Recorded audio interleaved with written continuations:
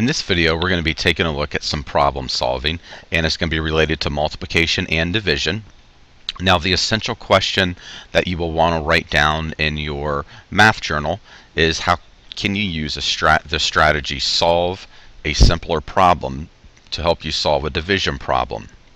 Now, it is important to have your Go Math book turning to page 39, your math journal, and a pencil as we go through this video.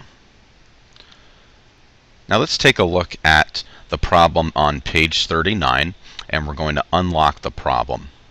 Now we can see the problem on page 39 says, Mark works at an animal shelter. To feed 9 dogs, Mark empties 8 18-ounce cans of dog food into a large bowl. If he divides the food equally among the dogs, how many ounces of food will each dog get?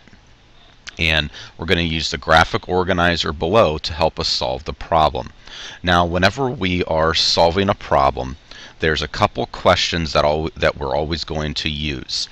Okay? Now, obviously, you need to read the problem, and then after that, we need to ask ourselves, what do we need to find? What information do we need to use to find the answer to the question? And how are we going to use the information? So the first question that we always take a look at is, what do I need to find? Okay? And what we need to find, and I want you to write this down as I type it out, we need to find, we'll have here the number of ounces of dog food that each dog gets. And I want you to write that down right in your Go Math book. Okay, now the next thing we want to do is we want to look at, what information do I need to use? Okay, so we know that the number of ounces of dog food that each dog gets, that's what we need to find. How are we going to find this? What we need to do, and in your Go Math book on page 39, we'll write this down. I need to use the number of cans. I'll drag this over, you can write it in. Cans of food, you can even write that down. Number of cans of food, the number of ounces in each can, and also the number of dogs that need to be fed. Okay, so that's the information. So we know what we need to find. We know what information we're going to use. Why is it important to understand what information you're going to use? Because sometimes with problem-solving type problems, you're going to have extra information in there that really doesn't matter, and that's just going to distract you if you don't really focus in on what you need to use. And then finally, now that we know what we need to find, what we need to use, we need to figure out how we're going to use the information.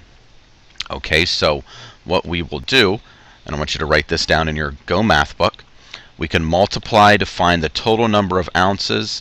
Then you can solve a simpler problem to divide that total by 9. Okay, so you will need to multiply to find the total number of ounces. Then you can use a simpler problem to divide that total by 9.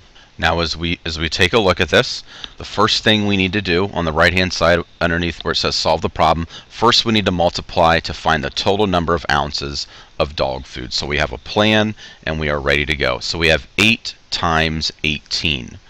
Okay, so you'll need to do this in your math journal. Okay, so we'll do 18 at the top times 8. 8 times 8 is 64. Put my 4 there, carry my 6. 8 times 1 is 8, plus 6 is 14. Okay, but remember that 1 actually represents a 10, so that's actually 140. Okay, however, our answer is 144. So 8 times 18 is 144. So we can see how we're using the information. We can multiply to find the total number of ounces first, and then you can solve a simpler problem to divide that total by 9. So we have done the first problem so far, and I'm just going to erase this. Now let's take a look at the second step. Alright, it says to find the number of ounces each dog gets, I'll need to divide 144. We're going to divide this by 9. So we take our product, Now that's our dividend. We're going to divide it by 9. Why are we dividing it by 9? Because we need to feed 9 dogs. Okay, so we'll take that 144. We're going to divide it by 9. Now, in order to find the quotient, what we can do is we can break 144 into two simpler numbers that are easier to divide. So you may not be able to take 144 divided by 9 right in your head. Okay, however, if we take 144, break it into 90 and then 54. Okay, so in other words, we're going to take that 90 and 54, add them together, that'll give us 144. This is just a strategy that you can use. It's not something that you have to use. Okay, now we take that 90, divide it by 9. Pretty simple. We're going to take that 54 and also divide it by 9. Alright, so 90 divided by 9 is very simple. 54 divided by 9 is very simple. It's 6. Okay, those are two very basic facts. And then we take those two quotients. 10 and 6 gives me 16. Alright, so we know there that each dog gets 16 ounces of food. Like I said, this is just a strategy that you can use, not something that you have to use in order to solve 144 divided by 9. Okay, now what I want you to do is turn to page 40. I want you to take a look at the question at the top of page 40. I want you to read through it, and then what we will do, we will solve the problem together. Okay, so read through the problem, and then we need to figure out what we need to find, as that will always be our very first question we ask whenever we're trying to solve a problem-solving type problem.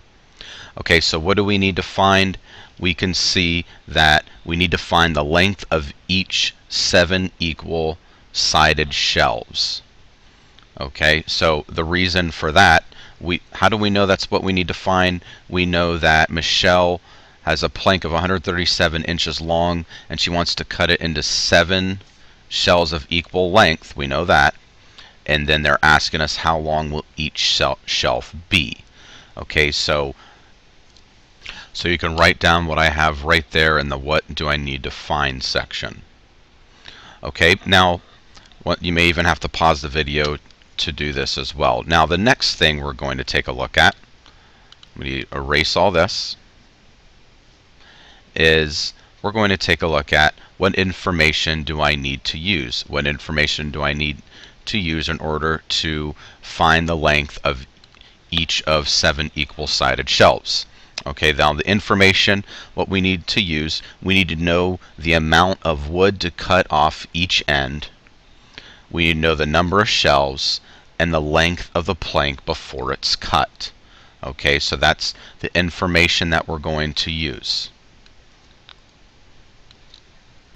So we'll copy this down, and I'll have you copy it down right on page 40 underneath the what information do I need to use. This really helps us zero in on the problem. Once we have all these questions answered, we'll be able to solve the problem without wondering whether we're on the right track or not. Okay, now that you've solved this problem, we need to figure out how will we use the information. So we need to think about how we're going to use the information, and I want you to copy down what I have here. We're thinking through it, and we're doing all of this before we start doing any type of work at all. Okay, so you want to copy this down, think through it, and then from there you can start solving the problem. Okay, now that we've answered all the questions, we're really right on track. We're understanding everything. We're ready to go. Okay, so first thing that we are going to do is we are going to subtract 2 inches from each end of the plank to see what the length is being divided. And why are we doing this? The reason why we're doing this is because we know in the problem the plank has jagged edges, so she will start by cutting off 2 inches from each end. So we take 137. Okay, now remember 2 inches off each end. Okay, we're going to subtract 2. Okay, gives us 135, so that's one end. Alright, and we'll subtract 2 again. That's going to equal 133. Okay, now that we have that 133, that's what we're going to divide by 7. Now, 133 divided by 7, that is not a basic fact whatsoever. Okay, but if I look at 133, I need to think about what two add-ins can I can I put together to get 133 that could be possibly a basic fact with 7? Okay, and I know that 70 plus 63. And the way to think about this, always think maybe what can be, divided by, what can 7 go into evenly by 10? In other words, 70 divided by 7 gives us 10. Okay, so always think of that first. All right, so if I take 70 plus 63 and I divide that by 7, that's going to break it down a little bit easier for me. Okay, then I take 70, divide it by 7. All right, and I know that's going to give me a partial quotient of 10. And then I'm going to add 63 divided by 7. Now that's a basic fact, basic division fact. That gives me a partial quotient of 9. So from there I add 10 and 9 together equaling 19. Okay? So I know that each shelf will be 19 inches long. So you can see a lot of steps to go through these problem-solving type problems, but you can see we can have a clear focus and make sure we're doing it the right way. Okay, to turn to page 41, work through this problem in the share and show section, and make sure that you are answering the questions: what do I need to find? What information do I need to use? How will I use that information? Even if it's not necessarily always in the book, I want you to write it in your math journal. Okay, you always take those steps when solving problems. Okay, so work through this problem on page 41. When you're finished, I'll have the answer for you. So pause the video now. Okay, you can see the work that I have here for you. Your answer should have been 15 pounds.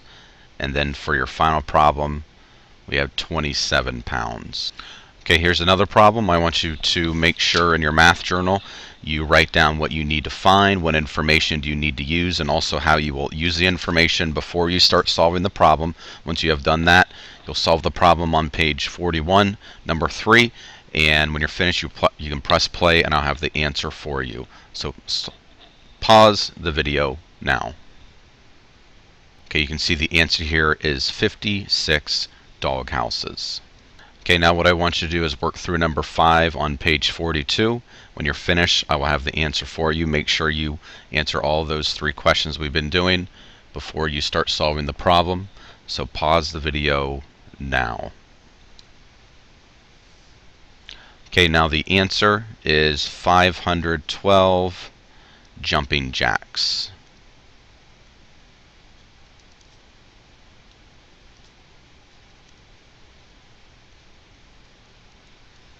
Okay, to wrap up this problem, I want you to do number 10 on page 42, which is the test prep problem. And when you're finished, I will have the answer for you. So pause the video now. Okay, the answer is 28. Okay, letter A. Now, to wrap up the video, we have our essential question: how can you use the strategy solve a simpler problem to help you solve a division problem? And we see the answer that I do want you to write down in your math journal. I can use the strategy to break apart a dividend into smaller numbers that are simpler to divide to solve a problem. Now, pretty good step to always try to follow is always try to think about, what can you break this number into so you can divide. You want to look, since you're dividing this by 9, see if you can break 35 into 90 and another number. If it's a 7, see if you could break 35, into a 70 and 65. That won't necessarily work with 7, but always try to look for what this number can go into 10 times evenly. So that's a pretty good trick to break it down. If you have any questions about this concept, please come and see me.